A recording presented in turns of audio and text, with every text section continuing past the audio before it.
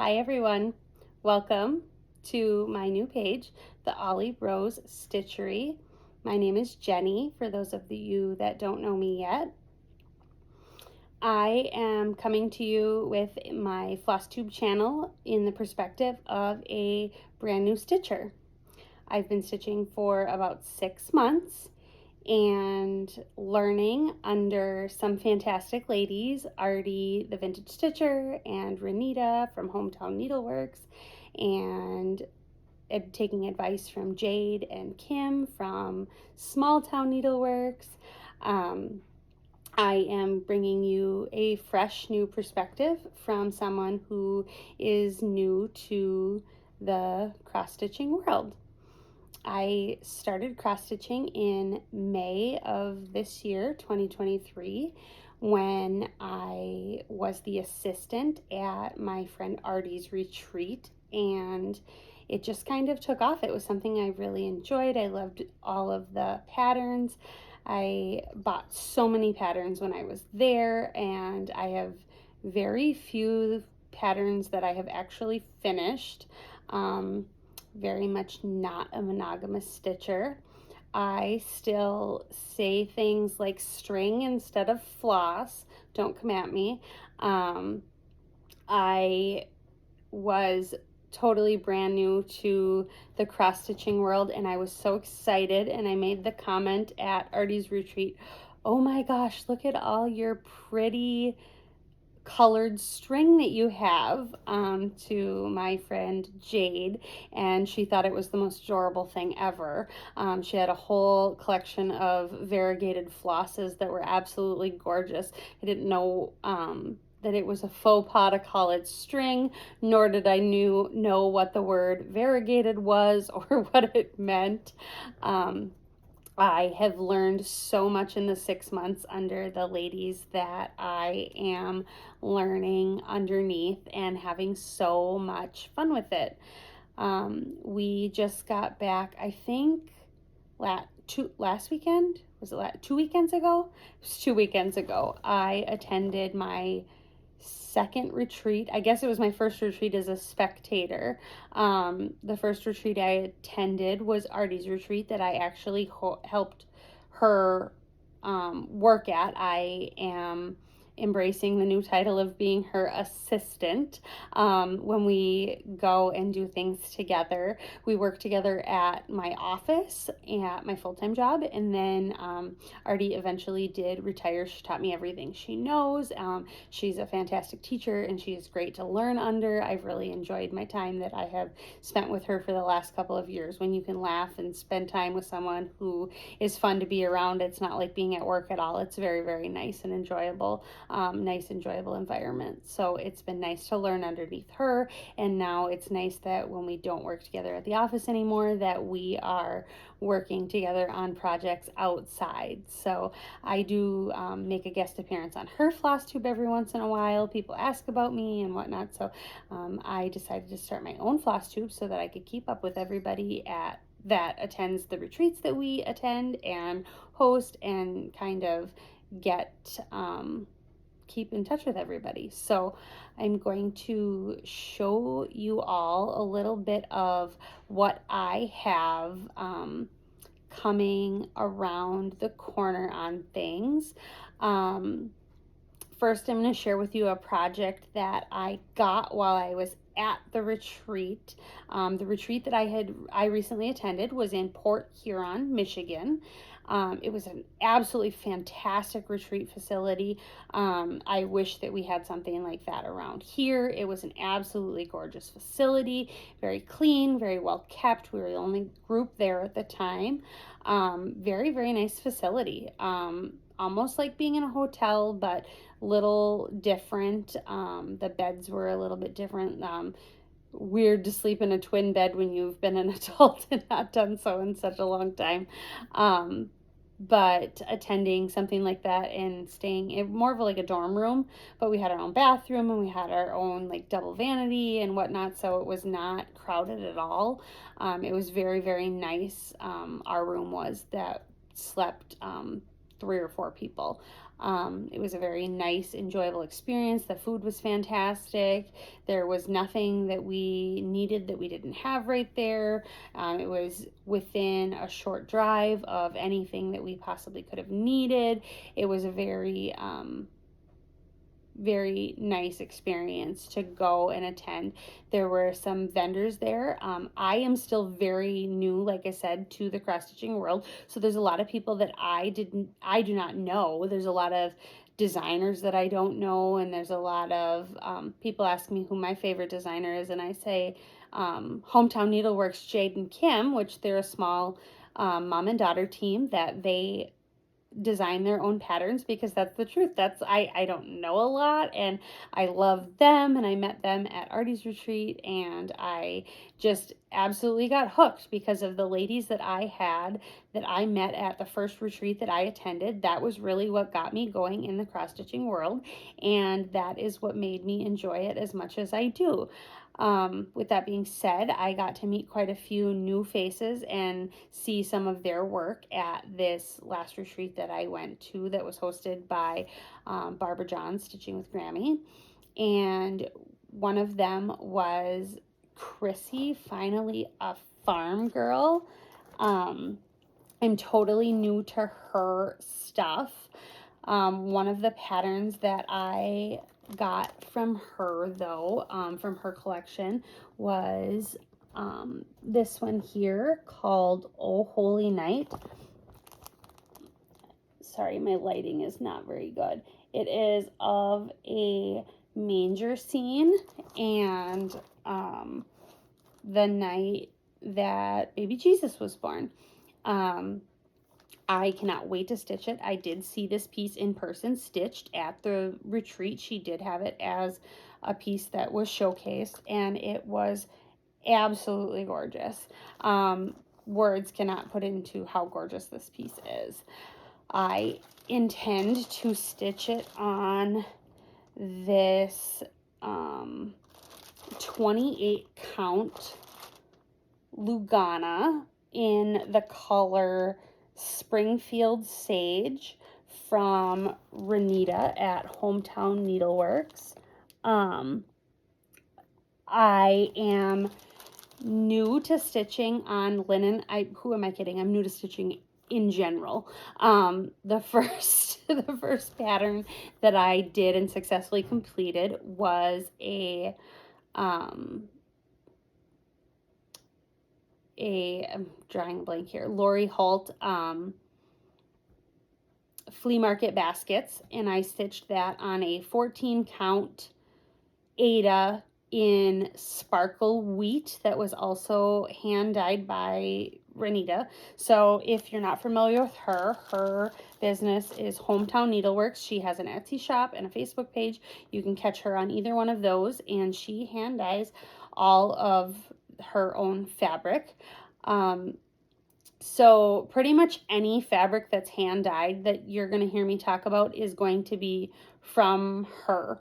I'm brand new, so I am sticking with my girlies and doing what I know, and I absolutely love her stuff, and that is what I'm going with. So I was really excited. This piece is going to be a gift for somebody. I pray to God that I will have it done by Christmas, because who knows. I did start I will show you.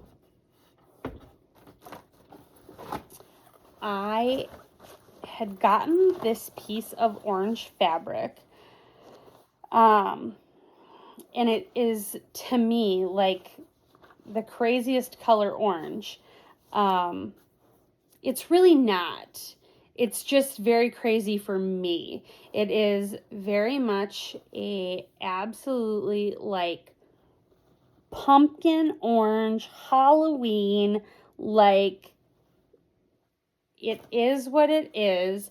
I'm not an orange girly, not at all. I like earth tones and muted pinks and whatnot. Orange is not my jam. Love it, respect the color, but it's not my jam. So this is not something I would usually do.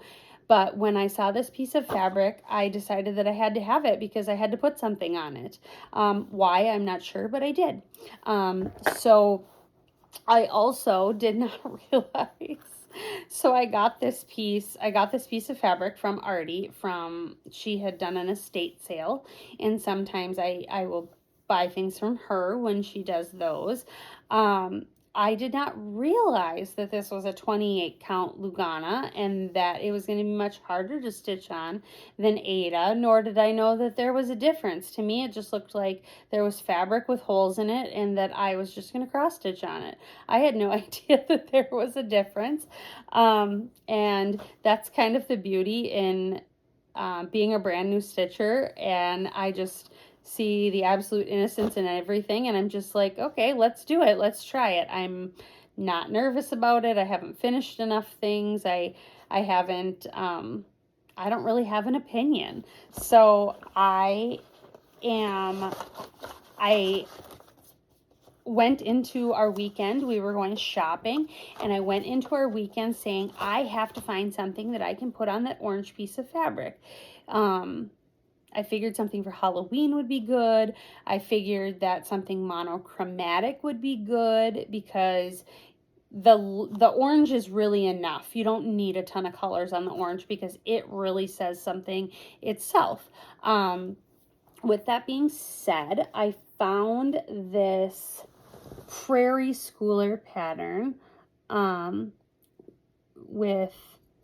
it is number 201. It's called Bump in the Night, and everything is stitched on. I'm just going to also preface this, so there's a cat who's shaking the table right now. So if it looks like, you're going to be seasick, that's why, because there's a cat shaking the table that the phone is on. I apologize. The Ollie-Rose stitchery comes from the names of my kitty cats. I am an absolute crazy cat lady, and from time to time I'm sure you're going to see them make an appearance because they love to sit in my lap when I stitch. They love to be by me, and this is nighttime here while I'm recording this, or I should say evening, and this is the time of the night that they start pestering me because it's time to start getting ready for bed eventually. So they're just kind of all over the place. Sometimes they might walk in front of the camera. They might be sleeping on the back of my chair. For the first 5 takes of the video that I attempted to make, Rosie was sitting on the back of the chair. Then she got fed, so now she's up walking around, and they're both sitting here looking at me like I'm crazy because I'm talking to a camera. But I'm sure they'll get used to that over time too. We'll all learn things and we will get used to that. So back to talking about my Prairie Schooler pattern. This is also my first Prairie Schooler, so a lot of firsts with this project. First Prairie Schooler, first linen fabric. There was another lady that was at the retreat, Cindy from Farmhouse Flossies, and she was absolutely wonderful, and she had some gorgeous hand-dyed, my first time working with hand-dyed floss, and so she has all of these beautiful colors. I will learn how to do this eventually. Here's her logo, and she can be found on Facebook as well. I'm not sure if she's on Etsy. I don't think so, but I very well could be wrong on that. But I know she's for sure on Facebook, and she hand dyes all of her own floss. This one is called Black Cat, which is so fitting for my Halloween Prairie Schooler and me being the crazy cat lady that I am. It is not a variegated. It's more of this color is just so stunning. It is a purpley charcoal kind of, it's not really black, but it's not really anything else either. It's just very, but it's very simple. I really am liking it. And it is, as you can see with this, it does look pretty black when you have it on the orange. It looks very grayish black, so it matches very nice with the orange. It was a very, very nice color match. with the orange that is here. So another thing new to me that I started learning that I learned at the retreat, one of them was using wax with the hand-dyed floss. I don't use thread magic or wax or any of the above when I am doing anything, or hadn't until now. And I like the wax. I might start using it in some of my other stitching as well, and I really like it. I like how smooth it is and how it doesn't tangle the floss as much as some of the other things. So that's kind of my big project that I'm working on right now. I'm really hoping to have that finished by Halloween. I have the Halloween Smalls book from Primrose Cottage, and I'm working on a couple of things in there. But this is my big Halloween project. So I'm hoping to have that completed by Halloween and be able to have that up in my house and display that before then. Another one of my projects, I didn't bring it out tonight, but that I'm working on for shortly after that for fall is the Lori Holt Autumn Love. I really fell in love with that print, and I will be working on that. I put that on a 14 count Ada in the sparkle wheat as well. I really love the sparkle wheat. I really lean towards that. So that's something that is really, really gorgeous. I wouldn't think to do the sparkle on something for the fall, but with it dyed in that wheat color, you see the sparkle, but it almost changes the color of the sparkle to be less of that like bluey color to just being like a more muted, like pink iridescent, and it looks really fantastic with the wheat color in the fabric. Another thing that when we went to retreat was a big deal for me, so I wanted to get some of the smalls, and one of the things that everybody talks about is having a dough bowl to have all of your little tiny stitches fit into on your coffee table, and I successfully got a dough bowl. So as you can see, this is mine. It's just a beautiful like wood, kind of looks like burned. You can see all of the rings, and all of like the sanding marks and stuff. I really love that. So as you can see behind me, in this house, our house is very woodsy themed. My husband is a hunter. Here it is a way of life. I live in the North Woods of Wisconsin on the border of the Upper Peninsula. I know a lot of people have very strong feelings sometimes on things like that. We do not shoot things or kill things for sport. We only would take an animal's life that we are going to eat and put to use to nourish ourselves. So anything that my husband catches, we do eat and we feed our family with it. It is nothing is ever done in this house for sport. And so my whole theme of my house is kind of like green and nature and woodsy and whatnot. So the wood dough bowl fit really nice into my theme of my living room. So I am looking forward to that. One of the patterns that I look forward to stitching in the future is there's a prairie schooler pattern that has like a deer and a pheasant and a duck and a bass and stuff like that. And I really look forward to stitching the smalls in the future and putting them in my dough bowl and having them be a part of my daily decor. Long time projects. One thing I want to know about cross stitching is there ever enough time to actually complete all the projects that you see that you want to complete? Because I am having a hard time finishing anything, because there's just so much to stitch that's so beautiful that I want to have a new project going all the time. It's so hard to find the time to finish something, because once I just want to start something new all the time. There's so much to stitch. I had a viewer from Artie's channel that actually had sent me a gift card, thank you Patty, from 123 Stitch, and I had so much fun picking out new patterns and a couple little notions from my gift card that I had received from her.